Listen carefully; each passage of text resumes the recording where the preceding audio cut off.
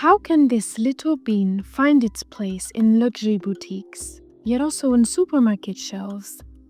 How can it express love and romance, but appear in hospitals and factories, and even hold enough power to buy a human life? We'll get into that. But chocolate has taken on countless identities, and that's what makes it so deep and honestly fascinating to me. It made me realize that chocolate is a mirror, a reflection of what we as humans choose to value and cherish. It reveals how we assign meaning to things and how that meaning can shape our beliefs, our desires, and even our sense of worth. So let's start this journey, not to arrive at a fixed definition of luxury, but to take a step closer to understanding it. First, let's take a closer look. One study that I found particularly curious involved the elders of the Cuna, an indigenous tribe in Panama. These people drink raw cacao daily, and many reach old age with the ideal blood pressure, which is 110/70. And even more remarkable, the Cuna have some of the lowest recorded rates of cancer in the world. Coincidence? Perhaps, but I don't believe in coincidences. These details suggest something worth contemplating. Inside these colorful pods lies a white, sweet pulp used to make cacao water, and inside that pulp, we find the bitter almond-sized seeds. These are naturally rich in theobromine, a heart stimulant, magnesium, antioxidants, and a small touch of caffeine. So let's go back, not for a history lesson, but to witness how meaning begins. There's evidence that around 5,300 years ago, the Olmecs, one of Mesoamerica's oldest civilizations, were already familiar with cacao. However, the Mayas were the first to ascribe significant value to this fruit. Without their influence, cacao might have just remained as ordinary as a pear, devoid of any association with luxury or deeper meaning. I find this so virtuous. They believed cacao had the power to soften the heart and awaken the spirit. They even created this deity of Ekchua, the god of cacao.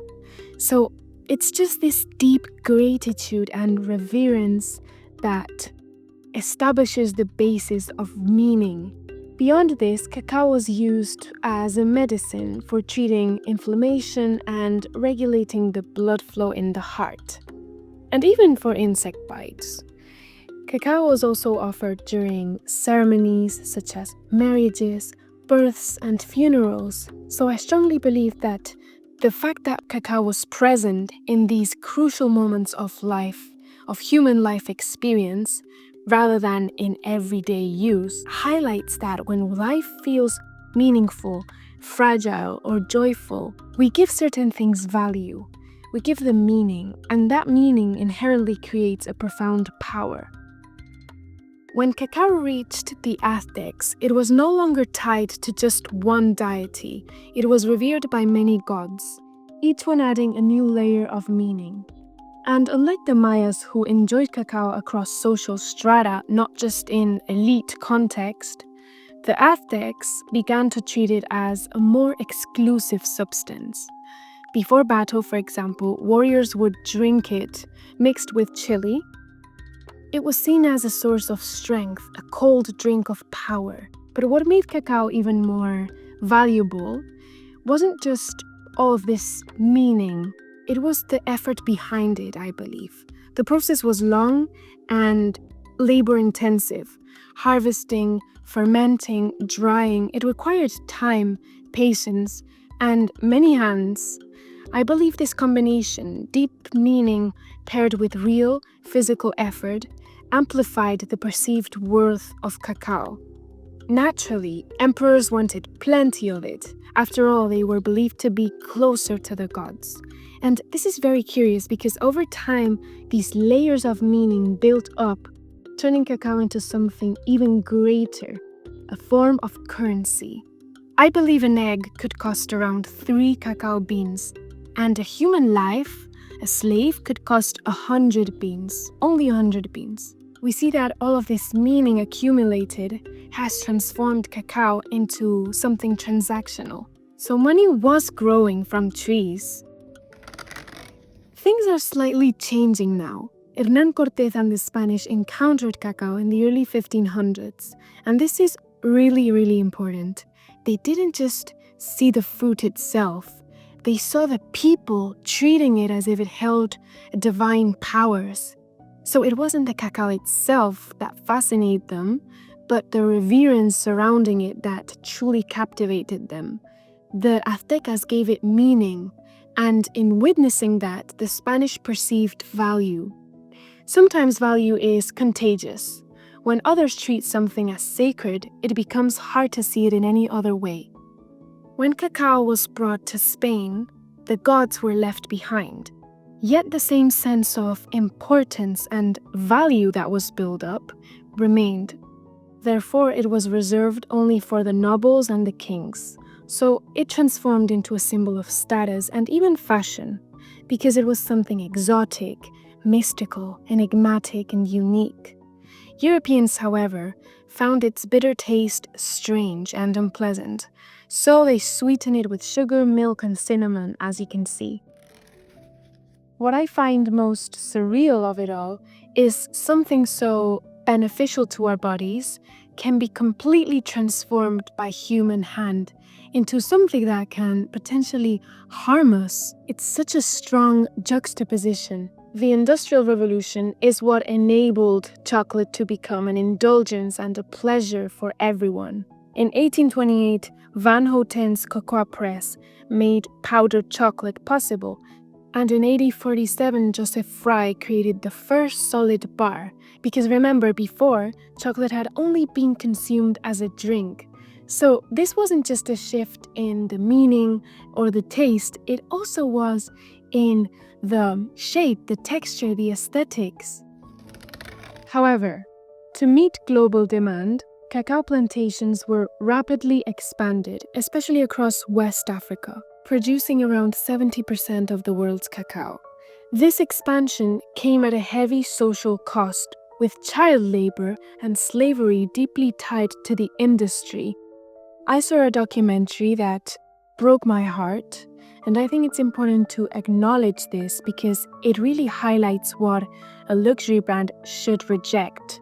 When we invest in luxury, you're supporting more than just a product. You're valuing the people, the process, and the whole world behind it. Essentially, the world is controlled by money, but if you control your money, in a way you can control the world. So it's worth pausing to reflect on this contrast, the joy chocolate brings and the suffering behind its production. Only by understanding this full story can we appreciate the real value of what's in our hands. Let's go back to chocolate. Chocolate is also known as the language of love, passion, and romance, shaped like hearts, gifted on Valentine's Day, and linked to Aphrodite, the goddess of desire. It's believed that chocolate contains an aphrodisiac component, but it's this meaning we give it that truly moves us. On the other hand, some of us will see chocolate as a door to our childhood, nostalgia, comfort, warmth, and memory.